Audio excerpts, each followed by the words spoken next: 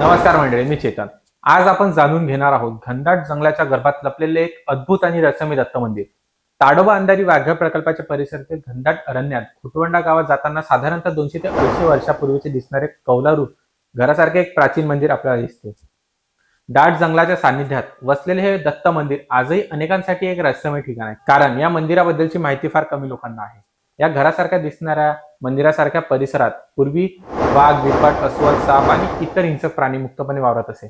तरी आजही भाविक मोठ्या श्रद्धेने येथे दर्शनासाठी येतात. या मंदिरामध्ये सध्या असलेले सेवकरी पुजारी भावकांना श्रीराम सांगतात की त्यांच्या आजोबांनी माहूर देवीची कठोर तपश्चर्या केली होती. देवीने प्रसन्न होऊन त्यांनी त्यांना श्री दत्तांची प्रतिमा दिली, जी त्यांनी खुटवंडा जवळील या घनदाट जंगलात स्थापित केली. त्या काळात भारतावर ब्रिटिशांचे राज्य होते. तेव्हापासून आजपर्यंत दत्त जयंतीला येथे मोठा उत्साह साजरा केला जातो आणि दूरदूरून भाविक दर्शनासाठी येतात.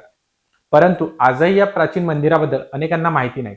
जर तुम्हाला ही माहिती आवडली असेल तर ती तुमच्या मित्रमैत्रिणींना नक्की शेअर करा, जेणेकरून त्यांनी या पवित्र दत्त मंदिराला भेट द्यावी. अशा स्थानिक आणि ऐतिहासिक माहितीसाठी इट्स लोकस्टारला लाईक आणि फॉलो करायला विसरू नका.